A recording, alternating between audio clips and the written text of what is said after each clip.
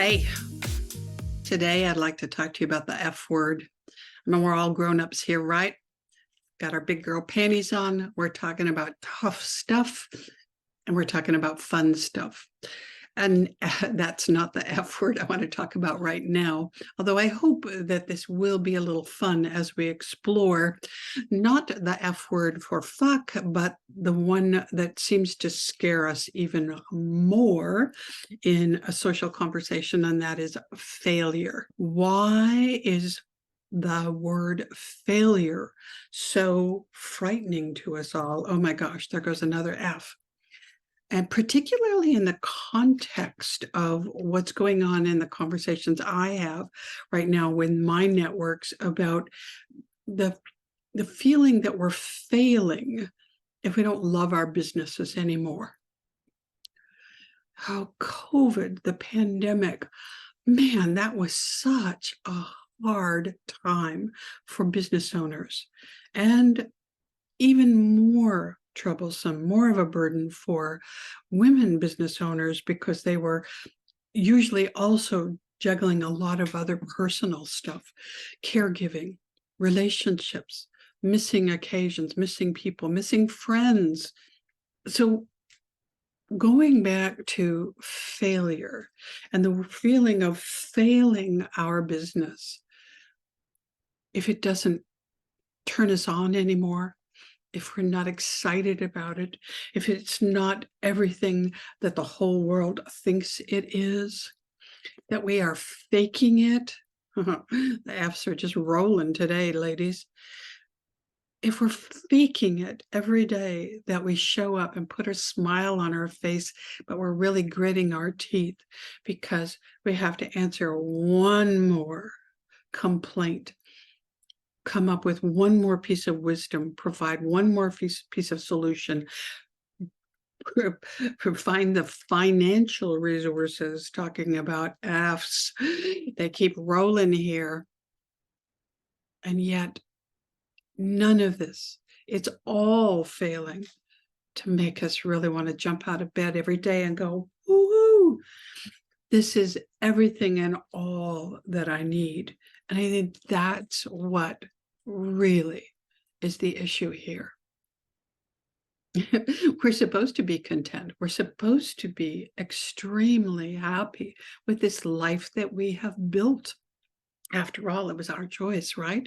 We made the decision to be a business owner, to sacrifice a lot financially and relationship-wise, and healthcare and personal care time and all of those things. So suck it up, buttercup, right? Wrong. What we're failing to do is give ourselves some grace and some perspective, some distance from the situation around us, circumstances outside our control, and also evolution, natural evolution of our lives and who we are and what's interesting to us and what is now like, that's enough. I've learned all of that. I've gotten all of the juice out of all of that.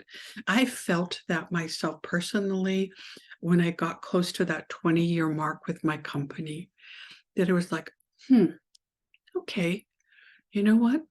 This wasn't easy all the time, and it sure as hell was not always fun. But I'm really glad for what I've done, what I've learned about myself and proven to myself. And let's be honest, I think that was the big thing one day that I woke up and went, oh, okay, I proved to myself that I could do it, in fact. And I wanted then, in that moment, I knew, maybe didn't admit it really fully to myself, but I knew it was time for me to explore other challenges and other opportunities to grow in my life. And that was when I began that process of unwinding me from the company that I had built and the identity that was wrapped up in that. So if you're feeling like you're faking it right now, if you're feeling like you're lying, to others and yourself about how you really feel about the company that you have toiled over and built and sacrificed for, you're not alone. There are so many of us, baby boomers especially, who are reaching that stage of maturity in our business and maturity in our priorities in our life, what we value now, that are ready to make a change. And that's the most freeing thing that you can realize, is that it's okay to acknowledge the fact that you don't love everything about what you do right now. And then the real freedom comes from figuring out, so what are you going to do about it, sister? And that's what I do. That's my joy in working with women entrepreneurs and clients, is helping them figure out that Encore script to get them from where they are now, that hands-on micromanaging chief asset, chief cook and bottle washer in their company, to the chief investor, or to the person receiving the check for the sale of that company, or to whatever it is that they choose to do to get more of what they want now in their life: more time, more freedom, more flexibility, more financial security, and more fun. So if you'd like to talk about that, stick around. We're going to share deep dives on these conversations in the upcoming episodes. And I'm also going to share with you some of my most incredible, inspiring female entrepreneurs who'll share their journeys, their stories, and their pearls of wisdom on these topics. Talk to you soon.